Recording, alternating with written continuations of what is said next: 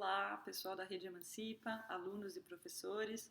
O meu nome é Rita Matar, eu sou editora de livros e estou muito contente de gravar esse vídeo para a gente falar um pouquinho mais sobre leitura e literatura.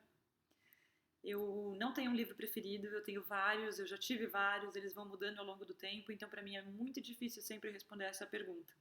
Então, eu resolvi falar sobre aquele que foi o meu livro preferido quando eu tinha 17 anos, que eu imagino que seja a idade de muitos dos alunos dos cursinhos, e que é um livro pelo qual eu tenho muito carinho até hoje, adoro o escritor e adoro falar sobre ele, que é 100 Anos de Solidão, do escritor colombiano Gabriel García Márquez.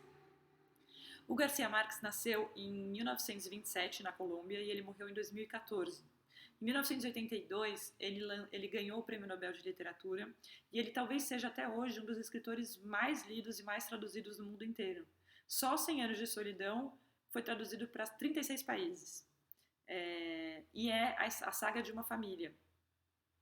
Eu me lembro que quando eu descobri esse livro, eu fiquei louca. Eu terminei de ler, eu fui imediatamente correndo procurar outro livro do autor e foi o começo de uma longa paixão. Eu devo ter lido praticamente tudo que ele escreveu e eu sei que eu não estou sozinha, muita gente também partilha desse amor comigo e eu adoraria ter o livro aqui para mostrar para vocês, mas infelizmente eu perdi esse livro em alguma mudança de casa. Procurem na internet, é muito fácil de encontrar, vocês vão ver não uma, mas várias edições do livro, porque ele realmente é muito, muito conhecido. Mas como eu ia dizendo, é a saga de uma família, a família Buendia, que vive no povoado de Macondo, um povoado fictício inventado pelo García Márquez, mas que em diversos aspectos se assemelha muito a qualquer povoado daquela época na América Latina. Eu não vou contar para vocês a história inteira, primeiro porque eu não me lembraria, e segundo porque eu não vou estragar o prazer de ninguém de descobrir a história e de conhecer esses personagens. Acho que muito da paixão que esse livro desperta está nas personagens que o Gabriel García Márquez foi capaz de criar. Então vale realmente muito a pena mergulhar no livro para conhecer essas personagens. O que eu queria falar um pouquinho para vocês era sobre o contexto histórico em que essa obra foi escrita e por que ela é tão importante.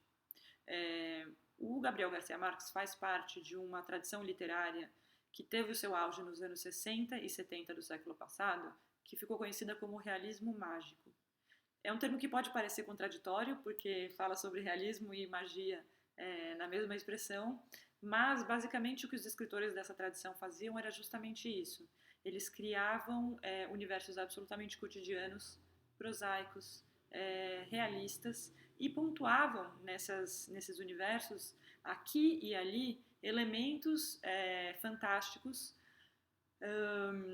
das mais variadas ordens. Então, em vez deles criarem uma Terra-média, deles falarem sobre dragões, sobre elfos e qualquer outro elemento que a gente esteja mais acostumado a encontrar na literatura fantástica, eles criavam personagens que viviam 150 anos, ou personagens que eram sempre acompanhados. Tem um personagem que eu lembro que eu tinha muito carinho no livro, que é o Maurício Babilônia. Por onde ele andava havia sempre borboletas amarelas voando em volta dele. Então são pequenas coisas assim, essas pequenas combinações que permitiram a esses escritores toda uma janela nova de expressividade poética, de trazer a poesia para realidades muito marcadas pela pobreza, que era a sociedade latino-americana de maneira geral. E também foi uma maneira muito sagaz e muito importante para esses escritores de falar sobre política num momento em que havia muita censura. Os anos 60 e 70 da América Latina foram marcados por regimes, muitos dos países latino-americanos viveram sob regimes militares, de ditaduras militares, então não era possível falar abertamente tudo o que se pensava, então era também uma maneira de deixar, às vezes, sugerido coisas que eles não poderiam verbalizar de maneira direta. Também faz parte, também é uma característica muito importante desse período, o que ficou conhecido mais tarde como boom latino-americano, que foi o momento em que diversos escritores latino-americanos foram traduzidos e lidos pela primeira vez em outros países, sobretudo na Europa e nos Estados Unidos, e daí em diante eles entraram realmente para o hall dos maiores escritores da América de todos os tempos. Então, só para dar um exemplo para vocês, O Jorge Luis Borges e o Júlio Cortázar na Argentina ficaram conhecidos na Europa nessa época, a Isabel Allende no Chile, no México o Carlos Fuentes, no Peru o Vargas Llosa, que também ganharia o Prêmio Nobel. Então é um período muito rico da literatura latino-americana e eu espero que com isso vocês fiquem curiosos para conhecer um pouquinho mais sobre a literatura do nosso continente, sobre a literatura do Garcia Marques em especial. Tenho certeza que vocês não vão se arrepender. E para terminar, eu queria dizer que eu sei que é muito difícil esse momento que a gente está passando da quarentena. Eu sei que até para quem pode ficar em casa é muito difícil, é desafiador, dá vontade de sair, a gente cansa de dividir os espaços com as pessoas, a gente cansa até das pessoas. Mas eu queria lembrar a todos que o livro é um refúgio, é um espaço onde você pode se refugiar, se entregar a lugares muito maiores do que aquele que está ao nosso entorno imediato, e é um espaço de intimidade, de privacidade, então vocês podem se recolher nele sempre que vocês precisarem. E por outro lado, uma vez que a leitura termina, ele vira também um objeto de troca.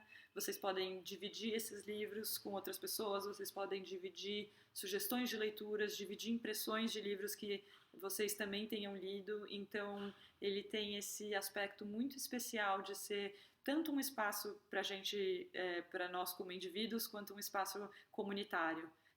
Acho que num momento como esse ele é um grande aliado nosso, então eu espero que vocês também encontrem algum conforto lendo, que é o que eu tenho feito basicamente para tentar aguentar essa quarentena.